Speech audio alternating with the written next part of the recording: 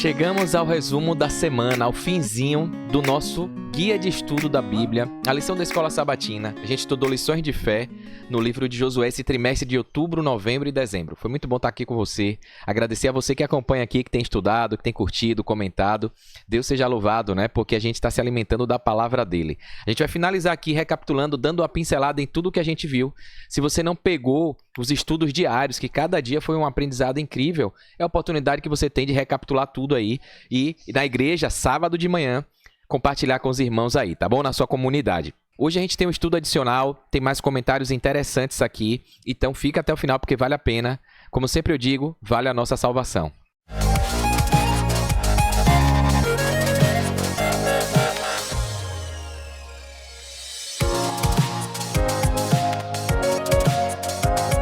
Bem, vamos lá então. Antes de compartilhar, lembrar você sempre de dar aquele joinha aí, curta, comenta aqui, se inscreve no canal caso você ainda não esteja inscrito, não esteja inscrita, e clica no sininho para você receber aviso, notificação sempre que eu postar conteúdo aqui no canal, tá bom? Vai sair do forno, você já vai receber uma notificação, um aviso aí para você assistir. Então, tem muita coisa legal, além de estudo da Bíblia, tem coisa de negócio, de oportunidades, curiosidades, política, coisas que vão agregar na sua vida aí, em alguma área da sua vida, tá bom? Sem falar que é uma forma que você tem de agradecer a gente aqui por esse tempinho, por essa dedicação que a gente tem todo dia aqui de separar, gravar, editar, postar. Às vezes não dá tempo, mas eu me sacrifico aqui, porque eu sei que tem muita gente aí que tá acompanhando, tem gostado, tem ajudado, tá bom? Então sempre oro aqui, oro por vocês, orem por mim também, para que o Espírito Santo continue nos usando a levar a palavra de Deus mais longe, tá bom? Então vamos lá, compartilhando aqui.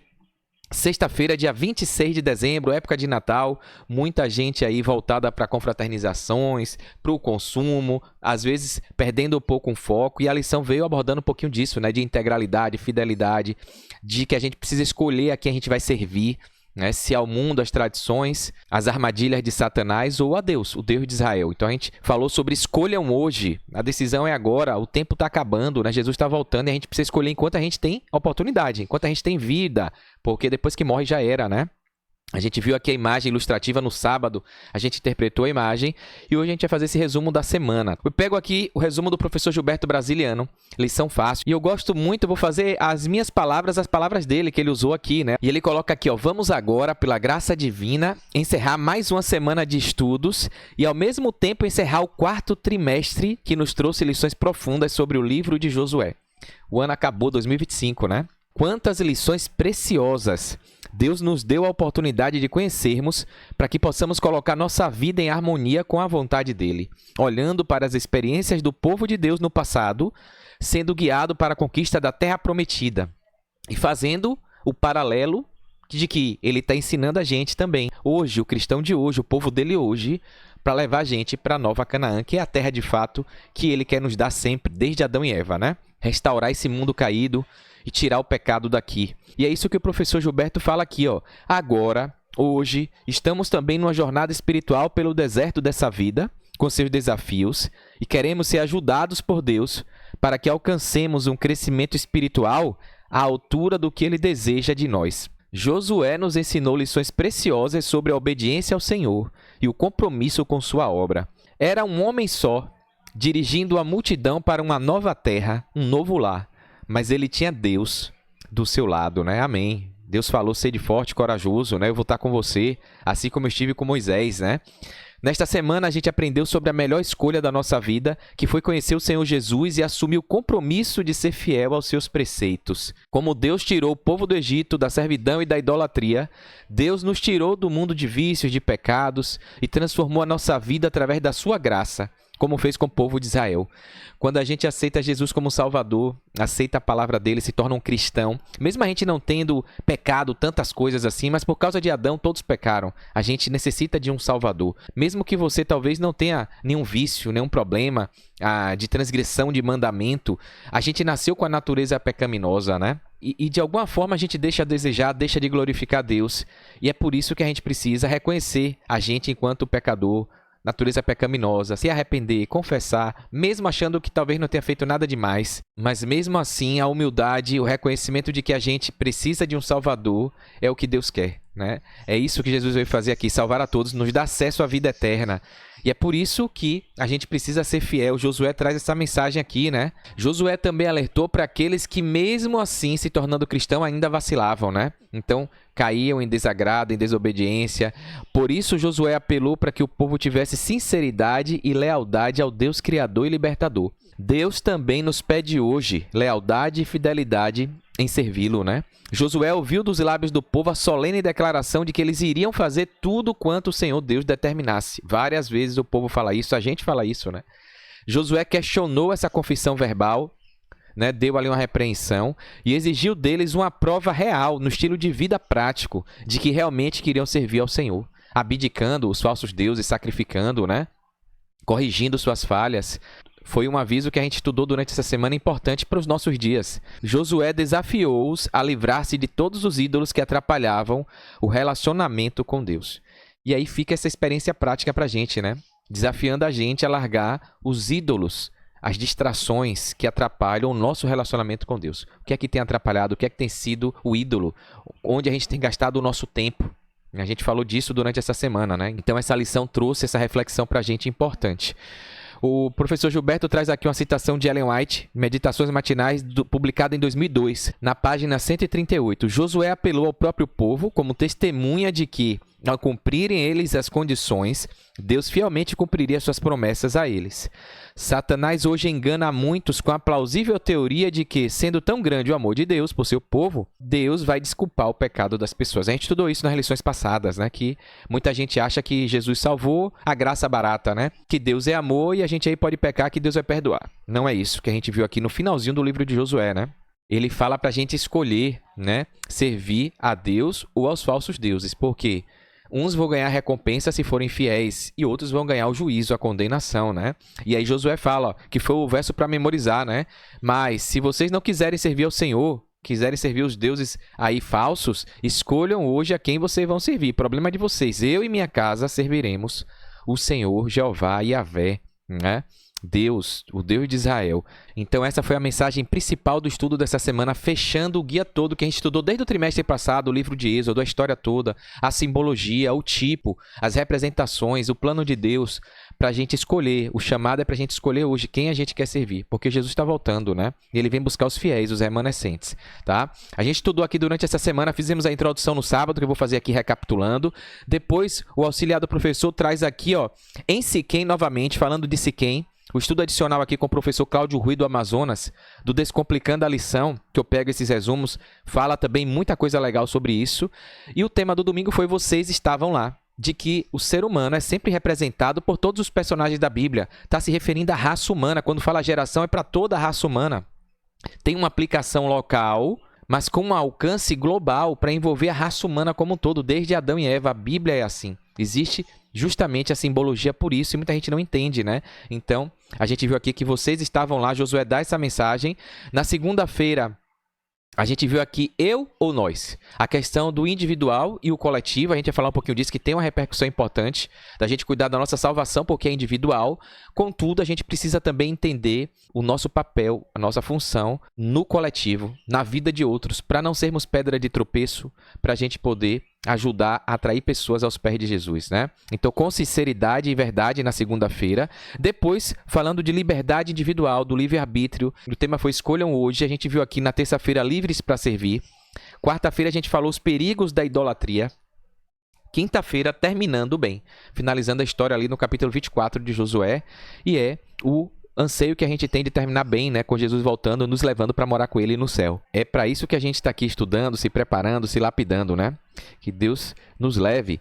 Premissa da lição que a gente viu está aqui. Testemunhos para a Igreja, volume 8, página 103. Ellen White fala, ó, os fiéis não serão arrastados pela corrente do mal. Aquele que é obediente vai estar com a armadura do cristão, né, estudando, lendo a Bíblia, jejuando, orando em comunhão. Deus vai proteger porque o Espírito vai estar habitando, vai desenvolver os frutos do Espírito. Então, esses fiéis não se envolverão em controvérsia em relação àquilo que Deus estabeleceu como sagrado. Vai aceitar tudo sem questionar, não tem mimimi. Não vai falando, era para judeu, era para Israel, não precisa mais, foi abolido. Então, os fiéis não vão se envolver em controvérsia.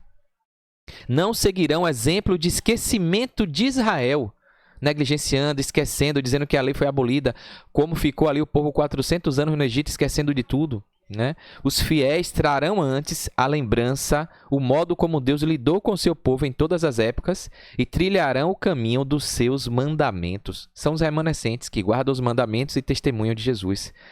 É o nosso chamado para ser esse povo, né? No sábado a gente fez a introdução, o tema Escolham Hoje, falando do capítulo 24 do livro de Josué, que apresenta uma cerimônia de renovação da aliança. No mesmo lugar ali que a gente vai ver aqui em Siquém, ele chama o povo ali, já idoso, né? Para tomar uma decisão. Então, esse momento, esse evento ali, essa reunião foi estruturada segundo os elementos formais dos tratados de suzerania, característicos do ambiente político do antigo Oriente Próximo. A gente viu ali do Senhor, né, daquela parceria que a gente falou de suzeranos e vassalos, né? Então, a gente viu aqui o preâmbulo de identificação, a gente estudou isso na lição do sábado ali, da domingo também ainda falamos um pouco disso, o prólogo histórico, as estipulações da aliança, o pacto que cada um tem, né, quando fazia essa parceria do Senhor com o vassalo ali, bênçãos e maldições que teria, testemunhos do pacto, depósito do documento e ratificação de acordo. Então, todos esses textos, o autor fez um paralelismo, né, com esse contrato que existia, o tratado de suzerano e vassalo, senhor e servo. Então, Josué segue ali a Bíblia, a Escritura, mostra justamente uma relação parecida de Deus com o povo de Israel. O povo de Israel foi chamado para ser um servo, para representar o Deus, o suzerano, que é o Deus de Israel. E ele tinha pacto, tinha compromisso, tinha responsabilidade. Deus sempre foi fiel. O Senhor, o suzerano, sempre foi fiel, sempre com graça e misericórdia, abençoando, perdoando. Mas o vassalo, o servo, o povo de Israel, sempre quebrando o pacto, né? A gente viu isso, essa relação aqui. O texto e design aqui do Infolição, Elton Batista, que escreveu, resumiu, botou essas imagens aqui bem interessantes que ajudam a gente, né, a entender o tema que a gente estudou durante essa semana. No domingo, a gente viu justamente essa relação de que vocês estavam lá. Josué fala para o povo, ó, mesmo vocês não estando lá, vivendo aquilo, vocês estavam lá. Porque tudo tem a ver com o povo eleito de Deus, o povo de Israel, a raça humana, o povo que Deus criou, a imagem e semelhança dele que ele quer salvar. Então, desde Adão e Eva, por causa de um, todos pecaram. Por causa de Jesus, todos têm acesso à salvação, à vida eterna. Foram redimidos, né? Então, a gente viu que mesmo a gente não estando lá, a mensagem é pra gente. Isso corrige uma falha de interpretação que muita gente tem. Eu conversando com um amigo aqui também pelo WhatsApp esses dias, ele não entende. Ele acha que tudo na Bíblia era para aquele tempo, para aquela geografia, para aquele povo e acabou.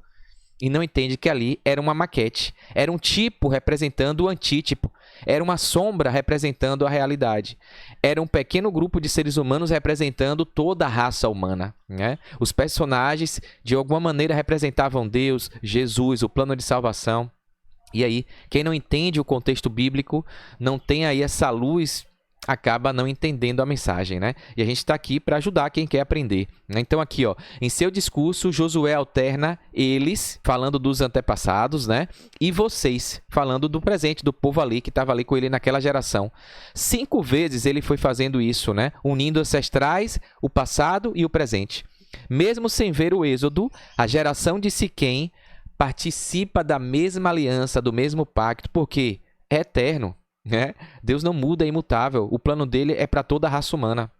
Então, a gente precisa assumir o passado, decidindo hoje, confiando em Deus, para ter a bênção do futuro, né? Então, o autor aqui do Infolição, né, Elton Batista, coloca: os antepassados, eles serviram outros deuses. No tempo de Israel em Siquém, fizeram a mesma coisa e hoje o povo faz a mesma coisa. Foram chamados por Deus, o povo de Israel foi chamado por Deus e a gente também é chamado por Deus. Aumentaram a descendência e hoje está aí bilhões de pessoas no mundo, todos descendentes de Adão e Eva. Desceram ao Egito oprimidos, foram escravizados, clamaram e viram o livramento. Isso aqui falando do passado, falando ali do povo que Moisés libertou dos 400 anos de escravidão. Josué rememora isso, lembra isso. E aí ali naquele momento em Siquém, né, ele fala: vocês aqui, ó, estão convocando a servir, a continuar esse ministério. Vocês precisam rejeitar os deuses estranhos. Vocês precisam decidir sobre a quem vocês querem servir, fazer uma confissão, né, de compromisso, com integralidade, com fidelidade, a gente viu isso, e formalizar, renovar esse pacto, essa aliança. Então aqui os textos bíblicos que a gente estudou, né? As lições do passado devem ser apropriadas pelas novas gerações. Então, não era só para eles, é para o presente e para os outros que virão ainda, é para o futuro. Por isso que está registrado, por isso que a Bíblia é eterna, é a palavra de Deus que não muda, é a mesma ontem, hoje e amanhã. né? Foi isso que a gente viu aí. O professor Cláudio Rui, do Descomplicando a Lição, né, ele traz aqui algumas coisas bem interessantes, ó, em Siquém novamente, falando justamente do pacto que Deus tinha feito com Abraão, quando chamou ele para sair ali do povo que estava idolatrando, do paganismo ali, pediu para Abraão sair, fez um pacto justamente nessa mesma região. Aí depois veio Isaac, Jacó, também fez pacto, e aí veio, agora depois de toda a trajetória, Josué. Josué já estava idoso e o povo havia completado a conquista da terra prometida, a herança foi dada. Entretanto, mostrando que Deus é fiel, mesmo o povo não sendo, né? Entretanto, ainda que Israel estivesse geograficamente estabelecido em Canaã, na terra prometida, espiritualmente o povo começava a se contaminar. Continuava a se contaminar, a gente vai ver isso, né? O capítulo 24 mostra Josué reunindo todas as tribos em Siquém, um local simbólico onde Abraão havia erguido um altar ao Senhor, aqui em Gênesis 12. Ali Josué revisa toda a história da fidelidade divina e conclui com um apelo. Escolhei hoje a quem servireis. A gente viu isso, né? Então, a mesma mensagem é pra gente hoje. Escolha hoje a quem você quer servir. A sua casa está servindo a quem? O que você ouve, vê, assiste. Então é isso que a mensagem bíblica quer trazer para a gente. Finalizando esse ano aqui, em momento mais oportuno e incrível, né? A sabedoria e a inspiração do Espírito Santo, em época de Natal, de Ano Novo, que as pessoas param para fazer a retrospectiva, analisar sua vida, planejar o ano que vem, e que a gente possa planejar colocando Deus em primeiro lugar, né? Servindo a Deus, glorificando a Ele, porque a gente sabe que nossa função aqui é essa, né? E a gente revê, será que eu representei a Deus esse ano? Será que eu atraí pessoas para a vida eterna? Será que eu fui instrumento de Deus? Ou fui pedra de tropeço, atrapalhei? Deus tenha misericórdia, que o Espírito Santo nos use para a gente realmente ser diferente desse povo teimoso aqui, idólatra, pagão, né? E que a gente seja igual a Josué, a gente seja fiel, né? Então essa exortação, esse chamado de Josué seria desnecessário se o povo estivesse espiritualmente íntegro. A própria formulação indica que havia duplicidade religiosa, uma mistura de culto a Yahvé com práticas herdadas do Egito e absorvidas de Canaã. Então mostra que o povo sempre teve ali no meio os desobedientes, os que estavam idolatrando, os professos cristãos, mas por debaixo do pano, nas tendas ali, fazendo coisa errada, né? Em segredo. A gente vai ver isso, né? Olha aqui, ó, a idolatria secreta. Muita gente que se diz cristão, que acaba sendo consumido pelo mau hábito, pela cultura pagã, pelas armadilhas do diabo, né? Josué diz, ó, lançai fora os deuses estranhos que há no meio de vós, e inclinai o vosso coração ao Senhor. Josué 24, 23. Isso revela que alguns israelitas ainda guardavam ídolos domésticos, talvez amuletos ou pequenas imagens familiares, algo semelhante aos terafins, que eram ancestrais divinizados cultuados em cada linhagem familiar, né? Essa idolatria secreta é herança cultural que começou ainda no Egito, e foi mantida em parte pela segunda geração, né? Embora essa geração tenha visto milagres e sido fiel em muitos aspectos, não erradicou completamente as influências pagãs, né? Isso é forte e faz a gente tomar cuidado, né? A gente vai falar aqui num dia que foi no finalzinho sobre idolatria, mas da minha família, por exemplo, posso falar da minha, a gente vê que muitas vezes os cristãos da família, ao se envolver nas festas de confraternização, de final de ano, de eventos, São João, por exemplo, né? Muita gente coloca, né? Cristão deve comemorar São João, comemorar Natal, comemorar... Então, assim, confraternizar nunca é ruim se você tiver com o propósito correto. Se você estiver fazendo com foco em Deus, em glorificar Deus, mas você fazer um culto, uma adoração, uma festa para cultura, por tradição humana, o que o mundo cultua, você está sendo pagão, você está servindo ao paganismo, né? E a gente vê muitas vezes cristãos que deveriam influenciar, ser exemplo nas festas de família, se deixam levar pelas influências de quem não é cristão, né? Então, pequenas coisinhas, isso aí não vai dizer que eu sou cristão, não tem nada não, estou entre família, né? Danças de forró, no Natal, as comidas, às vezes relaxa e come uma coisa que não deveria, né? Então a gente vê aqui essa adoração do Natal, da árvore, do Papai Noel, né? do culto ao consumismo. Então a gente vê, será que a gente de alguma forma não está com esses pequenos amuletos, esses ídolos domésticos, que na nossa família, porque a gente está entre família, fomos educados assim, até quem é cristão, adventista do sétimo dia, nesse momento parece que dá uma relaxada, né? E isso é perigoso. Porque a gente vê aqui, ó, embora a nossa geração, fazendo esse paralelo aqui com a gente, né? Embora a gente tenha visto milagres, estamos aqui aceitando Jesus como Salvador, sendo cristãos, adventistas do sétimo dia, a gente tem sido fiel. Em muitos aspectos, a gente pode não ter radicado completamente as influências pagãs da nossa vida, né? Então a gente precisa fazer uma autoanálise, né? Por que a gente ainda está mantendo algumas coisas? Porque a gente gosta, porque é prazeroso, porque o mundo faz, porque todo mundo faz na minha família, porque não é isso que vai dizer que eu sou cristão? A gente precisa saber se o que a gente está fazendo está honrando, glorificando a Deus ou não. tá? Se o motivo for honrar, glorificar a Deus, é legal. Agora, se é para quê? Vazio, para nada, enfim. É a linha tênue que a gente precisa ter cuidado aí. Por quê? Parece besteira, parece bobagem. Para aquele povo, para as pessoas que tinham algumas coisas ali guardadas, para eles poderiam ser bobagem. Uma coisa pequenininha, uma lembrança, uma recordação. E na nossa casa a gente pode estar ainda assim, igual esse povo aqui, ó, guardando ídolos domésticos. Talvez amuletos, pequenas imagens familiares. Adorando até inclusive parentes, entes queridos que já se foram, né? Descumprindo coisas que a gente sabe que a Bíblia orienta de uma forma diferente, né? Então, cuidado para a gente não cair no espiritismo, no espiritualismo, no paganismo, tá? E aí a gente viu que foram essas coisinhas pequenas que levaram o povo depois à contaminação total, né? Olha aqui, ó. Após a morte de Josué e dos anciãos que o sucederam, o livro de Juízes descreve a rápida decadência espiritual. Outra geração não conhecia o Senhor, nem tampouco a obra que fizera a Israel. Juízes 2, verso 10. Olha isso. Mesma coisa, de novo, que aconteceu no Egito. Nos 400 anos de escravidão, ninguém nem sabia nem que era José, que tinha sido governante, o Deus dos hebreus, ninguém sabia. Isso sugere que a segunda geração da conquista foi espiritualmente vulnerável, adotando práticas religiosas locais. Olha isso.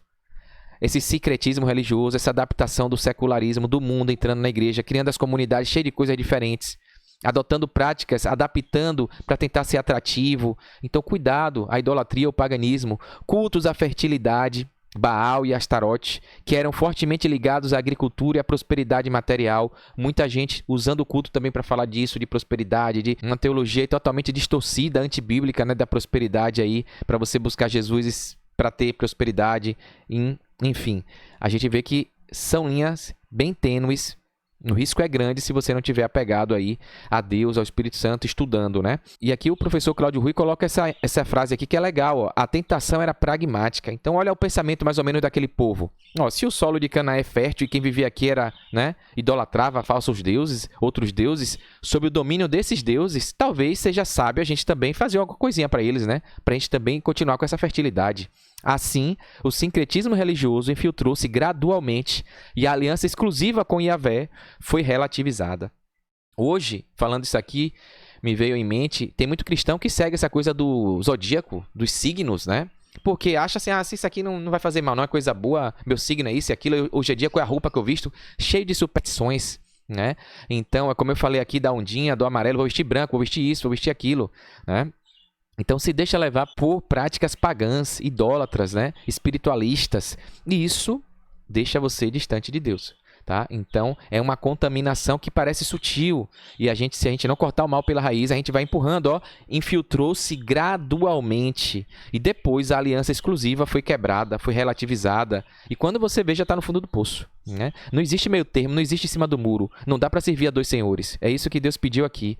Olha a lógica teológica de tudo. Josué percebia que a verdadeira batalha não era militar. A gente viu isso na lição. Mas era moral e espiritual. A posse da terra exigia fidelidade à aliança, ao pacto. Servir a Deus exclusivamente. Obedecer aos mandamentos. Então, o maior risco aqui, Ellen White até fala isso, é de cristãos, adventistas do sétimo dia, que está indo para a igreja, frequentando o culto, estudando, mas praticando coisas que não deve, adaptando a igreja ao mundo, né? Ao invés de ser radical, fiel, firme, aí está cedendo com desculpas pífias, narrativas aí diversas para aceitar o que é inaceitável biblicamente, né? Então, que a gente possa tomar cuidado, né? Ele via que a idolatria, mesmo oculta, romperia o vínculo que sustentava a permanência em Canaã. Era a fidelidade que garantia a bênção. Tanto é que depois a gente viu que perdeu o território. Foram levados cativos por causa da apostasia. Por isso, o discurso é um chamado à decisão consciente. Não uma simples profissão de fé, mas um compromisso de serviço e exclusividade. Querido irmão, querida irmã, a gente tem que ser exclusivo do Senhor, né? Não dá para ficar em cima do muro um cristão meia boca, um cristão 007, agente secreto, né? Com vergonha. A gente tem que mostrar que a gente é diferente, que a gente foi santificado, separado para honrar e glorificar a Deus. Olha a lição espiritual. A contaminação de Israel mostra que a fé não se transmite automaticamente. Não é da noite para o dia, me batizei agora pronto. Não. Então, do mesmo jeito que a santificação não é da noite para o dia, né? Pode ser um milagre em casos raros, pode, mas não é da noite para o dia. É progressivo. O cristão é igual a luz da aurora, vai brilhando, brilhando até ser dia perfeito, né? Vai melhorando, vai amadurecendo espiritualmente. Então, a contaminação também não é da noite para o dia, não. É aos pouquinhos, vai cedendo, vai deixando. O professor Cláudio Rui aqui faz essa aplicação que é muito interessante, né? A responsabilidade e o compromisso de cada pessoa individualmente. A gente vai falar disso daqui a pouquinho, né?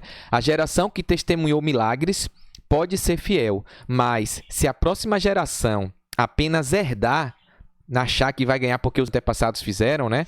As bênçãos, sem internalizar a experiência, cairá facilmente no sincretismo. Então, muita gente fala, não, já estou aqui na igreja cheio de líder, né? Ou seja, essa herança a gente não herda, a gente tem que fazer a nossa parte. A responsabilidade é individual. Não é porque os outros foram fiéis no passado que a gente vai estar aqui garantido. É a graça barata que eu falei, né? Não é porque Jesus veio e fez que a gente agora está isento da condenação, que a gente não precisa fazer mais nada, não precisa vigiar. Né? Então a gente precisa internalizar a experiência diária com Deus, com Jesus, para a gente não cair nas armadilhas de Satanás, no sincretismo, né? Nessa mistura. O sincretismo é isso, essa mistura do mundo, do secular, do que não deve com o cristianismo. E aí vai impregnando no cristianismo e daqui a pouco virou normal. É o que todo mundo está fazendo. Né? E aí o professor traz essa curiosidade aqui do significado de Siquém, né? Que atravessa séculos e está profundamente ligado à aliança, à escolha moral e à presença divina. Então, no mesmo lugar ali, ó, Siquém significa ombro, ou entre os ombros, uma referência à sua posição geográfica ali daquela terra, entre os montes Ebal e Gerizim, no centro da região montanhosa de Canaã.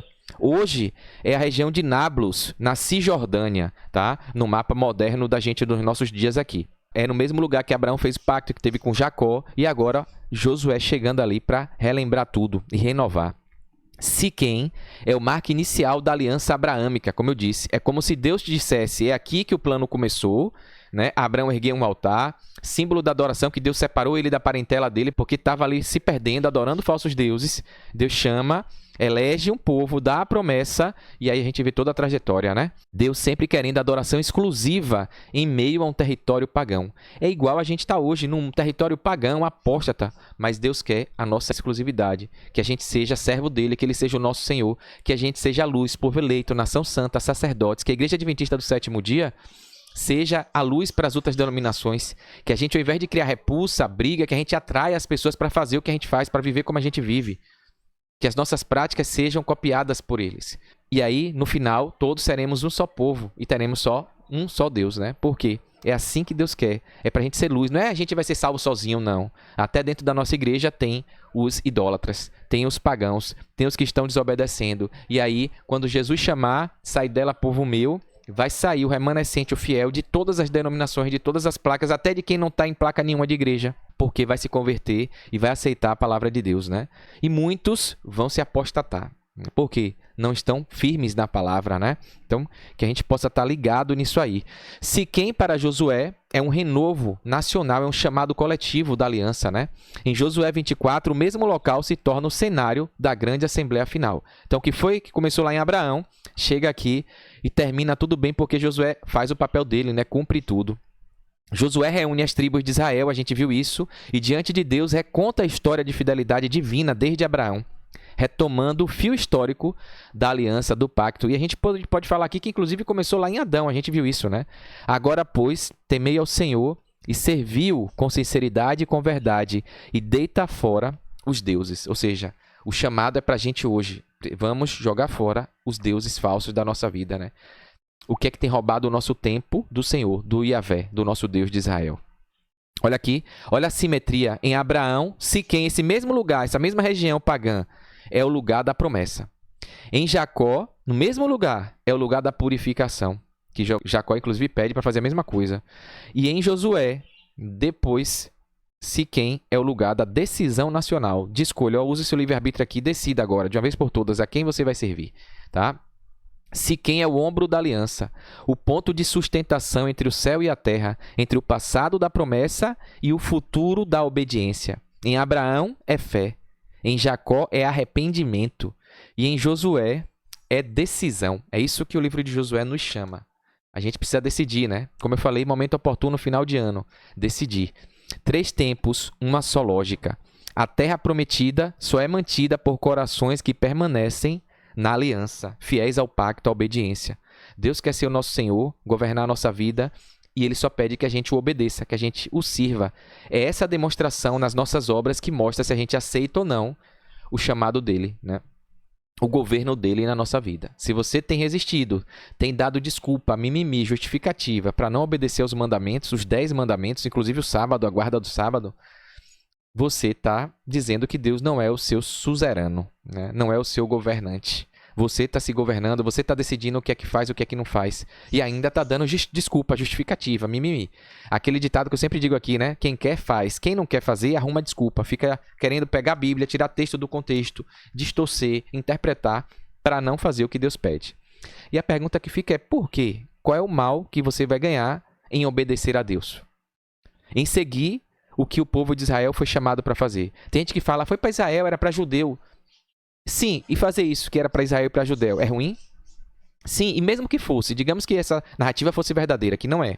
É para a raça humana, tudo é para a raça humana. A Bíblia deixa versos aqui claros sobre isso. Mas digamos que fosse só para os 10 mandamentos para Israel, para judeu, para aquela época. Fazer isso lhe prejudica em quê? Você vai perder o quê? Você vai ganhar ou vai perder? Vai ser bom ou ruim? Claro que vai ser bom, porque se Deus pediu para aquele povo, Deus só quer o nosso bem, Ele quer salvar a todos, né? Então, é um mandamento. Eu falei aqui, tem um vídeo aqui que eu fiz, as leis da Bíblia, falando das leis civis, cerimoniais, de saúde e a lei moral, que é o decálogo, que são as 10 promessas. Eu explico tudo. Se você não conhece, quer estudar um pouquinho mais, quase 2 horas de conteúdo, vale a pena. É o estudo bíblico que eu tenho aqui, Revelações, e a gente fala bem de que esse pacto é eterno, essa aliança desde o Éden é eterna. Deus quer a nossa obediência, a nossa fidelidade, né? Então, olha aqui, eu ou nós. Falando do individual, a decisão tem que ser individual, mas impacta no coletivo. O coletivo também é importante, né?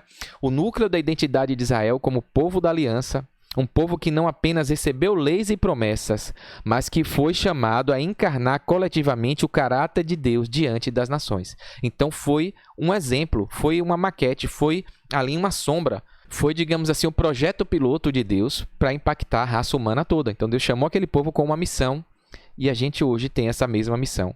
A relação entre a personalidade coletiva e responsabilidade coletiva explica ao mesmo tempo. Olha isso aqui.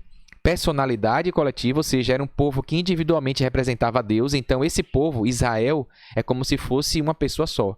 Ou seja, um por todos e todos por um. Essa é a ideia, né, que veio atribuída aos 3 mosqueteiros. Mas era o que Deus queria, que individualmente cada um fosse fiel para que essa nação toda fosse santa, fosse representante de Deus, tá? Na terra, que os outros povos, as outras nações viessem. Então, essa personalidade coletiva traz uma responsabilidade também, né? Olha aqui, o modo como Israel se via internamente, é isso. Então, se viam e muitas vezes distorcerem, até hoje distorce, acha que só eles, por terem sido escolhidos para ser o projeto piloto, para serem os professores, eles acham que só eles vão ser salvos. Não é isso. Muita gente atribui à Igreja Adventista essa ideia também, né? Só porque a gente prega a obediência aos 10 mandamentos, restaurou a verdade. O povo da Bíblia, né? A gente era conhecido assim. Muita gente acha que a gente está dizendo que só a gente vai ser salvo. Não. E às vezes tem adventista que acha isso porque guarda o sábado que vai ser salvo. Não, não é mérito nosso. Muita gente vai ser salvo. A gente está aqui para pregar a verdade, para chamar pessoas. A missão que Israel recebeu, a gente recebe. O cristão recebe. A gente tem que ter esse cuidado para não passar essa falsa ideia, né? Como Israel se via, a gente também precisa entender internamente como a gente se vê. Enquanto cristão, enquanto indivíduo, enquanto igreja. Igreja Adventista do Sétimo Dia, enquanto povo de Deus. O modo como Deus o julgava, a questão moral, e o modo como o mundo deveria vê-lo, a questão missionária. Então, são 3 pontos aqui incríveis que a gente precisa cuidar, né? Como a gente se vê, tem que estar em equilíbrio para se não achar com arrogância, prepotência, soberba, achando que vai ser santo mais do que todo mundo, salvo e ninguém vai ser. Cuidado, né? Igual os fariseus, os líderes ali, até hoje acham que Jesus vai vir, que os judeus não aceitam Jesus como Salvador. Olha o grau de intolerância, né? Soberba, de arrogância, de prepotência, não reconheceram Jesus como Salvador, como o Messias. Então, o modo como Deus vai julgar, a questão moral, a gente sabe que Deus não é conivente com o erro, com o pecado. Então, Deus é justo juiz, a gente precisa saber disso, que Ele vai dar a bênção, mas também tem o juízo, tem a condenação. E o modo como o mundo deveria vê-lo, a questão que a gente passa. Enquanto cristão, eu estou sendo exemplo, a minha questão missionária está sendo atuante, ativa, Então, a gente precisa ver isso aí, né? Então, essa personalidade coletiva é a consciência de que o indivíduo não existe isolado, mas como parte orgânica de um corpo espiritual, histórico e moral.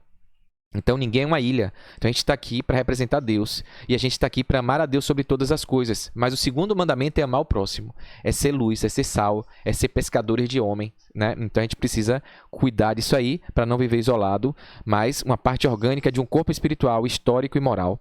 Em Israel, a identidade pessoal derivava da pertença ao povo da aliança. Um povo que andava diante do Senhor. O eu estava contido no nós. Então, por isso que pessoas que eram de fora podiam se converter, se arrepender, como Raabe, os gibeonitas e tantos outros, e depois foram tidas como filhas de Deus, povo de Deus. O eu que se converteu, que se arrependeu, que tomou a decisão individual de servir ao Deus Todo-Poderoso de Israel, fez com que agora ela fosse contida no povo de Israel, no nós, percebe? No povo de Deus. E aí tem aqui Êxodo 6:7, e vos tomarei para mim por povo e serei o vosso Deus. Então, Deus está à porta batendo, Jesus está aí à porta. Só se você aceitar, ele vai tomar você para ele e ele vai ser o seu Deus também. Então, está aberto para todos. Jesus veio falar isso, né? Israel é, portanto, uma pessoa moral coletiva e a gente é chamado de novo Israel por isso. Jesus veio para corrigir o legalismo, as distorções, o entendimento errado de tudo que a Bíblia mostrava no Velho Testamento, né?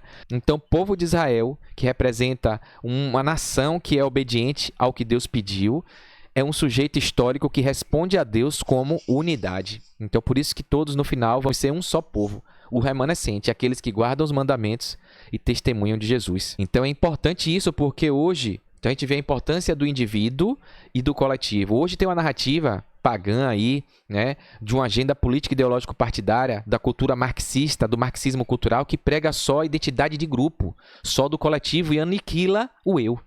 E a Bíblia ensina totalmente diferente. O eu é importante, tudo começa no indivíduo, na minoria, a decisão é individual, a salvação é individual. Mas essa individualidade precisa estar em harmonia com o todo, com a nação, com o povo que Deus colocou características para mostrar que é o povo que ele quer. Só que a narrativa do marxismo cultural prega uma ideologia de grupo onde você só é aceito pelo grupo, só faz parte do grupo se você pensar igual a esse grupo. Se você pensar diferente do grupo, você não faz parte mais, né? Então, por exemplo, essa questão das mulheres, do empoderamento feminino. Se você é mulher, mas pensa diferente da forma ideológica, política que esse grupo pensa, ele já não te considera mais como mulher. Ah, se você é negro, aí tem essa guerra de minorias. Se você é negro, mas você pensa diferente do que o grupo, de forma institucionalizada, pensa, ele já não te reconhece como negro. Então, a ideia não é de um grupo de características de raça, de cor, é de ideias. E a narrativa é diabólica, é para apoiar coisas antibíblicas. Então vem com a roupagem de que é um grupo, de que é uma identidade de grupo, ou de mulheres, ou de LGBTQIA+, ou de negros, né? Mas por trás de tudo tem uma narrativa diabólica. Tem ensinos antibíblicos destruindo a família, destruindo Deus, os princípios e valores cristãos, né? E aí muita gente se deixa levar pela chamada, que é para negro, é para mulher, é para isso, é para aquilo. E, às vezes, faz a cooptação dessas pessoas que estão se deixando levar por conta da identidade de grupo. Mas se a pessoa demonstrar um pensamento diferente, uma atitude diferente, ela é escorraçada do grupo. Ela é colocada para fora, porque as pessoas não a reconhecem mais porque ela pensa diferente. Na Bíblia é diferente. Na Bíblia, o indivíduo é importante. E é tão importante que é esse indivíduo que modela, que molda, que dá exemplo para o grupo, para o coletivo não se perder. Né? Então, olha aqui, ó. A ideia de responsabilidade é justamente essa, uma responsabilidade coletiva de impactar na vida do outro. Deriva diretamente da personalidade. Se o povo é um só corpo, então o pecado de um membro afeta a todos. E a fidelidade de alguns abençoa o conjunto. Então a gente vê que sempre tem o joio e o trigo. Sempre tem o fiel, o obediente e o desobediente. E a gente vê que Deus leva em consideração cada indivíduo. Tanto é que aqui em Josué 7:11, Israel pecou. Quando a gente viu em Acã também, Acã que tinha pecado. Mas aí a condenação, a justiça é, Israel pecou. Por quê? Representava a nação, um povo que tinha responsabilidade enquanto povo. Israel pecou e até transgrediu o meu concerto, o meu pacto, a minha aliança. O que a gente tinha combinado, olha isso. Mas ele é misericordioso, ele não puniu todo mundo, ele puniu quem tinha realmente cometido o delito. deu exemplo, né? Porque ele é justiça. Esse princípio domina o Antigo Testamento. A comunhão espiritual implica solidariedade moral, tanto nas bênçãos quanto nos juízos, na condenação, né? Portanto, a personalidade coletiva de Israel representava um modelo alternativo de civilização, a cultura da aliança, né? Então, a personalidade era individualmente a decisão individual e a moldar um grupo, um povo todo para ser exemplo, uma nação diferente, uma personalidade única. A gente, enquanto igreja adventista do sétimo dia, a gente tem essa personalidade coletiva, o povo que guarda o sétimo dia, o sábado, o povo da saúde, dos 8 remédios naturais, da alimentação saudável. Tem ali o campus Engenheiro Coelho, né? Tem algumas cidades, Noma Linda, tem algumas pesquisas que foram feitas que mostram que o povo mais saudável, mais longevo. Então, a gente tem uma personalidade. E isso atrai o mundo, tem atraído a ciência. Por que é que esse povo é assim? O que é que esse povo faz? Como é que esse povo vive? Qual é o estilo de vida dele? E aí percebe que é um povo que tem a fé em Cristo Jesus, que obedece aos 10 mandamentos, que cuida do corpo como o templo do Espírito Santo. Isso é o que o povo de Israel foi chamado para ser. Essa é uma demonstração de ser luz, ser exemplo, ser sal, ser representante de Deus na terra. E a responsabilidade é individual, porque se um começa a falhar, a quebrar, a deixar para lá, o outro vai deixando, daqui a pouco a personalidade se perdeu. E aí a gente deixa de ser o exemplo, a referência que a gente estava sendo, né? A responsabilidade coletiva exigia coerência. Se Israel adotasse as práticas cananeias, perderia sua função representativa. Então não dá para permitir que um indivíduo seja incoerente, faça coisas erradas e seja acobertado. Não tem impunidade. Por quê? Isso corrompe tudo. E foi o que aconteceu. Uma laranja podre contamina todo o resto do cesto, né? Por isso a ordem era radical. Não farás conforme as obras dessas nações pagãs. Deuteronômio 18, verso 9. Em resumo, Israel deveria ser Canaã purificada e não uma Canaã disfarçada. A gente poderia mudar essa palavra aqui de Israel para o cristão, né? O cristão de hoje deveria ser uma Canaã purificada, um exemplo, né? Não uma Canaã disfarçada, um professo cristão, que é cristão da boca para fora. A gente pode também mudar aqui esse termo por adventista. O adventista do sétimo dia deve ser uma igreja cristã purificada, não uma igreja cristã disfarçada, pecaminosa, corrompida como as outras. Então a gente está sendo chamado para ser luz, para ser sal, para ser diferente, né? Na segunda-feira, a gente viu aqui com sinceridade e verdade, o apelo de Josué era duplo. Israel deveria temer o Senhor e servi-lo com integridade e com fidelidade, né? Josué 24:14. A gente viu que temer o Senhor não significa viver em constante medo e insegurança emocional. E a gente viu o autor aqui do Infolição colocou aqui, bacana isso aqui, os termos aqui do original também, né, de integralidade, ó, pureza sacrificial, conduta correta, conduta aprovada, tamim, ocorre 91 vezes na Bíblia hebraica. Olha isso. De toda a integralidade, de todo o coração, de todo o sentimento, de toda a alma, a vida, o ser humano, né? Com todo o seu corpo, com toda a sua força, com a sua mentalidade, tudo. Então, é isso aqui que tamim representa. Fidelidade, emet, firmeza divina, compromisso humano, lealdade completa, constância, emet, fidelidade tem a ver com tempo, para sempre. Não é só em momentos temporários, em circunstâncias, né? Num contexto que é favorável ali, quando está na igreja, depois sai da igreja, mudou. Não, tem que ser fiel em todo canto, em qualquer lugar, 24 horas por dia, todo dia, né? Então, integralidade de forma completa, sem dividir com ninguém, exclusiva para Deus e ao tempo todo, todo dia, tá? Juntas, essas duas palavras formam um binômio poderoso. Integridade é ser inteiro diante de Deus, é se entregar todo. O pessoal fala aqui, né, de corpo e alma. Todas as suas habilidades, competências, seus recursos, tudo, não é meia boca, não é metade, né? E fidelidade é permanecer inteiro diante das circunstâncias pelo tempo eterno, para sempre, até Jesus voltar. Fidelidade é isso, é não trair, é não se deixar cair, né? Mesmo que venha tribulação, dificuldade, obstáculo, deserto, a gente tem que continuar fiel. É porque é aí que a gente prova se é fiel ou não, se vai pular do barco, né? Infelizmente, a maioria das pessoas na dificuldade, na tribulação, nos obstáculos, chutam o pau da barraca, pulam do barco e largam a fé, largam Deus, largam Jesus, largam o estilo de vida cristão e decidem viver conforme o mundo, né? Triste é o que o diabo faz com as pessoas, tá? Então aqui, ó, emet ocorre 127 vezes na Bíblia hebraica, a questão fidelidade. Então a gente viu isso aí na segunda-feira, né? O professor Cláudio Rui faz essa síntese aqui teológica muito legal, ó. Servir com integridade é viver com o coração inteiro para Deus. Tudo pensando em, estou honrando a Deus, estou glorificando a Deus. Se Jesus estivesse aqui, era assim que ele agiria. Servir com fidelidade é manter esse coração firme até o fim, independente da circunstância. Juntas, essas virtudes formam o caráter do reino celestial, onde o amor é absoluto, constante e livre. É por isso que Josué, no mesmo discurso, diz: eu e minha casa serviremos ao Senhor. Ele fala não apenas de culto, de adoração, mas de estilo de vida, de coerência integral, o coração, o lar, o trabalho, o tempo. Como é que você está usando o seu tempo? Como eu falei, o que é que você está vendo nas redes sociais? E o intelecto, o que é que você tem aprendido, estudado? Tudo isso voltados para um só propósito: refletir o caráter de Deus. Esse é o sentido da liberdade, né? Que a gente possa escolher a Deus, né? 1 Coríntios 10:31 diz isso. Quer comais, quer bebais, quer façais qualquer coisa, fazei tudo para a glória de Deus. É isso que Josué estava falando aqui. Eu e minha casa vamos servir ao Senhor, viver para esse propósito, para esse fim, porque a gente foi criado para isso, né? Só que, infelizmente, o mundo, o diabo tem criado atrativos, coisas para a gente deixar de lado, né? Na terça, a gente viu a questão de livres para servir. Mesmo com tudo isso, Deus não obriga. Você é livre para escolher. Foi o que Josué falou. Josué ensinou que Israel, eleito por Deus para ser bênção às nações, deveria servi-lo por livre escolha. Rejeitá-lo era possível, porém um absurdo, pois significava abandonar a vida, porque ele é a fonte da vida, né? Então o apelo de Josué, convoca o povo à escolha consciente, exige fidelidade exclusiva ao Senhor. A resposta do povo: reconhece o Senhor como Deus, diz que vai servi-lo, se comprometer, mas a gente viu que era da boca para fora, porque na prática, dentro da tenda, tinha pequenos ídolos, tinha falsos deuses, tinha idolatria acontecendo em secreto. Só que Deus sonda os corações, né?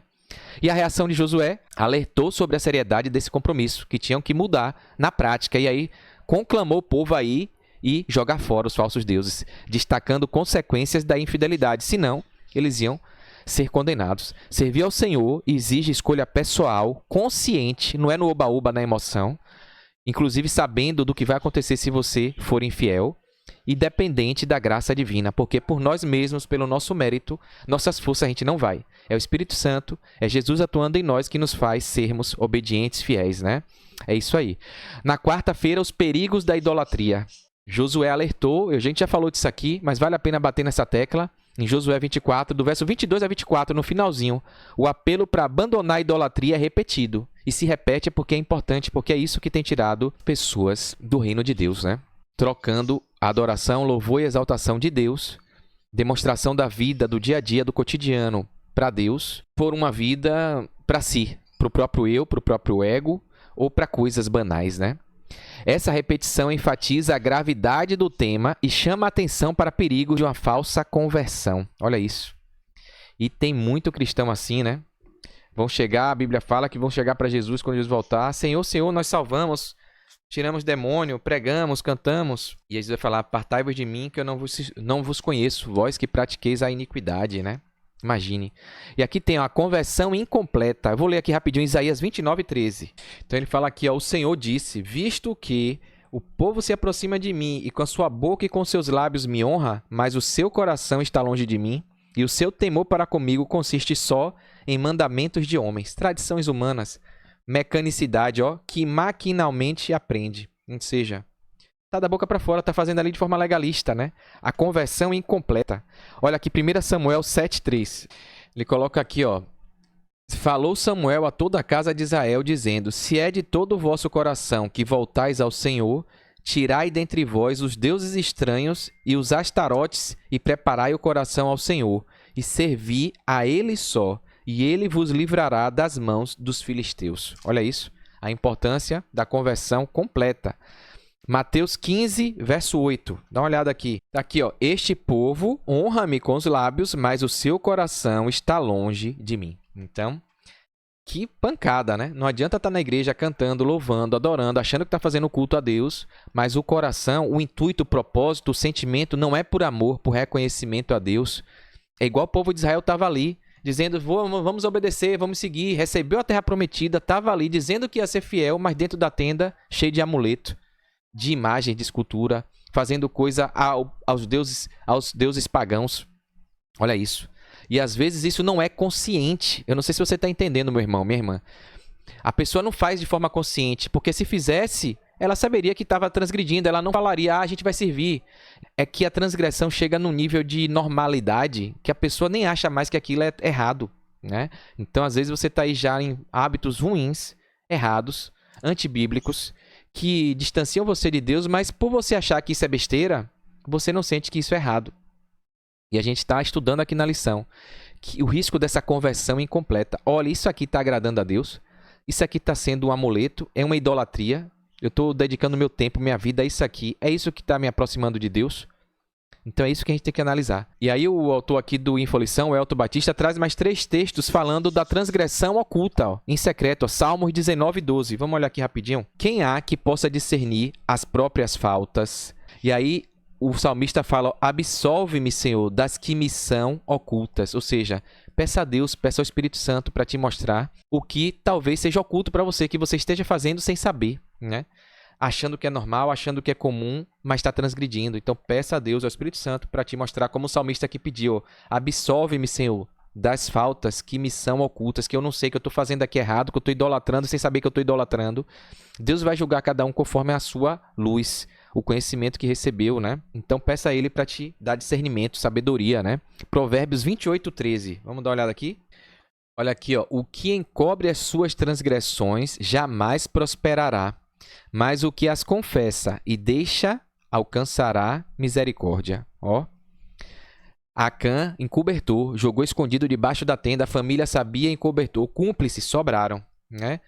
Jamais prosperará, mas o que confessa, se arrepende e deixa, vai alcançar misericórdia. Amém, né? Hebreus 4:13, para a gente finalizar. Olha aqui, e não há criatura que não seja manifesta na sua presença, pelo contrário, todas as coisas estão descobertas e patentes aos olhos daquele a quem temos de prestar contas. Olha isso.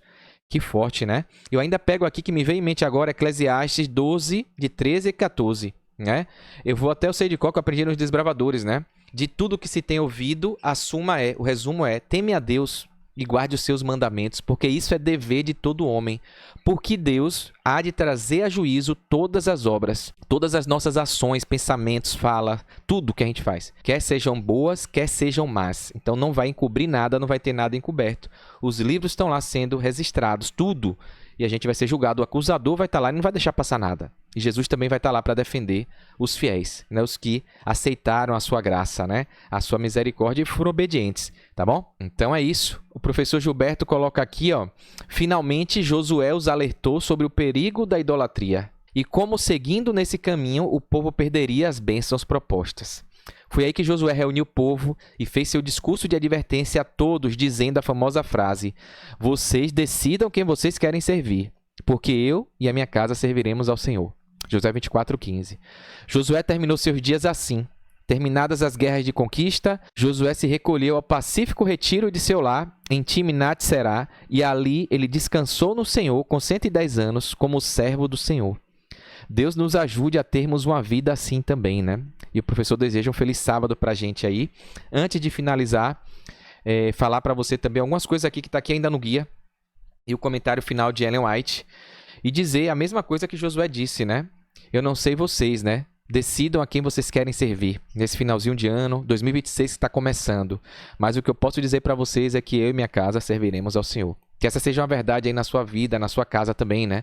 Creia, se você crê e quer aceitar esse desafio, comenta aí. Eu e minha casa serviremos ao Senhor. Deixa aí no comentário aí pra gente começar já com ação, né? É importante a gente registrar. Tudo que é importante é escrito na nossa vida, documentado. Então registre, escreva isso mesmo, tá? Coloca aí nos comentários, escreva no papel, coloca na sua casa um quadro, assine para que você e sua família lembre disso e cumpra, seja fiel de forma integral a Deus, né? Aqui no finalzinho, o pastor Barna, o autor do guia, ele coloca aqui, ó: entre as multidões que saíram do Egito, havia muitos que tinham sido adoradores de ídolos. E tal é o poder do hábito que a prática continuou secretamente até certo ponto, mesmo depois do estabelecimento em Canaã. Então tem coisa, a nossa natureza é pecaminosa, tem coisa que a gente vai ser cristão, vai se tornar cristão, mas ela ainda vai estar ali. O espinho na carne, né? E a gente tem que perseverar, pedir a Deus, lutar, para não deixar esse espinho tomar conta, né? José tinha consciência desse mal entre os israelitas e percebeu claramente os perigos que resultariam disso. Ele desejava sinceramente ver uma reforma completa entre o exército hebreu. Embora uma parte da hoste hebraica fosse adoradora espiritual, genuína, fiel, muitos eram meros formalistas. Olha isso. Que dureza. Então estava ali só da boca para fora, só de mecânico, fazendo porque todo mundo faz, hábito, fazendo porque todo mundo fazia, ficava com vergonha, vou fazer também. Mas de forma formal, sendo bem redundante aqui, não de coração, não por reconhecimento, não por amor, não com sentimento, com intimidade espiritual. E olha o que o autor coloca aqui: alguns eram idólatras de coração e se envergonhariam de se reconhecer como tais se alguém descobrisse. Então faziam ali em secreto, ó. Essa solene aliança foi registrada no livro da lei para ser sagradamente preservada. Josué ergueu então uma grande pedra debaixo de um carvalho que estava junto ao santuário do Senhor. Disse Josué ao povo: eis que esta pedra nos será por testemunha, porque ela ouviu todas as palavras do Senhor que ele nos falou. Portanto, vos será por testemunha, para que não negueis o vosso Deus. Aqui Josué afirma claramente que as instruções que ele deu vieram de Deus, né? Não eram suas próprias palavras, mas as palavras de Deus. Essa grande pedra permaneceria para testificar às gerações seguintes e seria uma testemunha contra o povo, caso eles voltassem a se degenerar em idolatria. Ellen White deixa isso claro aqui também. Que mensagem incrível. Finalizamos a história toda do povo de Israel, desde o êxodo no trimestre passado e agora com Josué, finalizando aqui. E Ellen White traz essa questão do ser fiel e obediente. Como é importante a gente estar nesse exército dos fiéis, dos remanescentes, né? Vamos lutar. Vamos pedir a Deus força e sabedoria para a gente não cair. Olha o que está escrito aqui em Deuteronômio 5:29, que Ellen White traz aqui essa mensagem. Quem dera que eles sempre tivessem tal coração e sempre me temessem e guardassem todos os meus mandamentos. Assim tudo iria bem para eles e para os filhos deles para sempre. Olha, forte, né? Só basta a gente ser fiel. Desde o Éden é isso. Deus está em relação com seu povo como Pai. E assim como o Pai, reivindica de nós um serviço fiel, de respeito e obediência a Ele.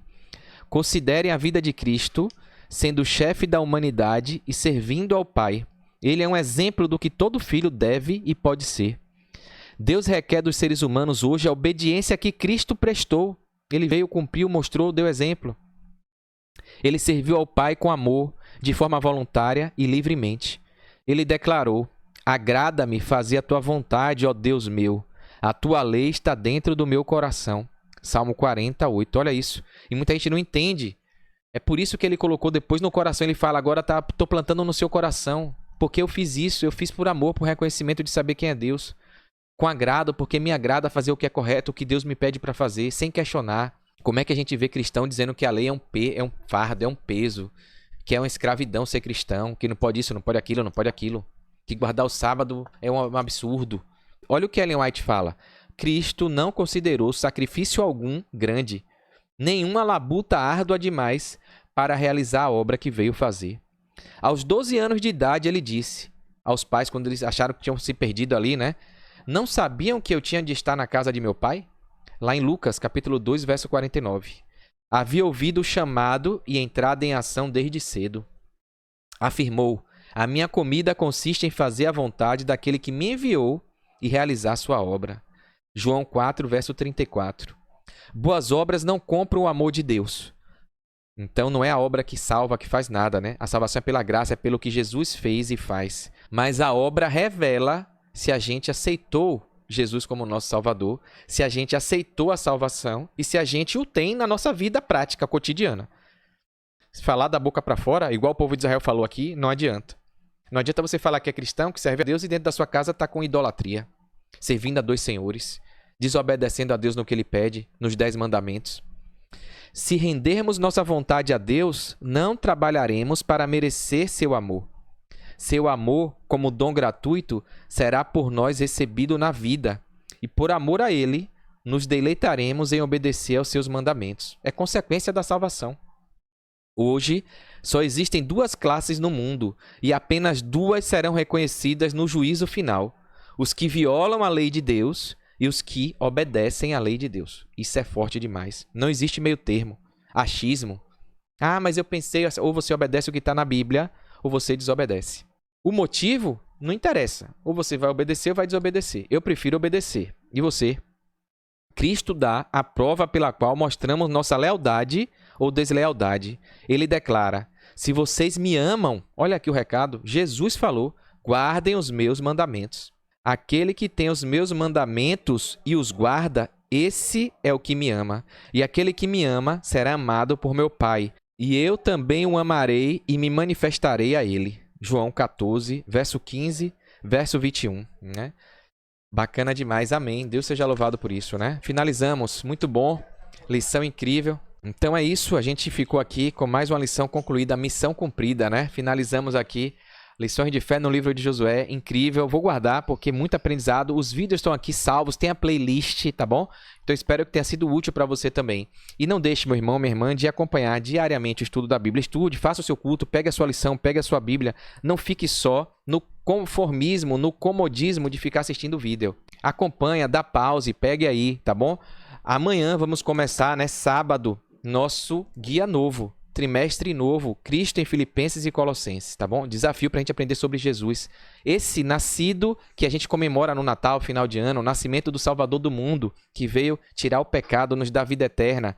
Vamos falar dele nos livros de Filipenses e Colossenses, entendendo muita coisa que a Bíblia tem que muitas vezes a gente não capta, a gente não percebe, tá bom? Então aguardo você nesse desafio de estudar, começar 2026, janeiro, fevereiro e março, desbravando, se alimentando da palavra de Deus, tá bom? Então é isso. Desde já, ótimas celebrações. Que Deus abençoe você e sua família. Um ótimo sábado para você. Eu aguardo você amanhã, se assim Deus permitir. Um forte abraço, sucesso e fique com Deus.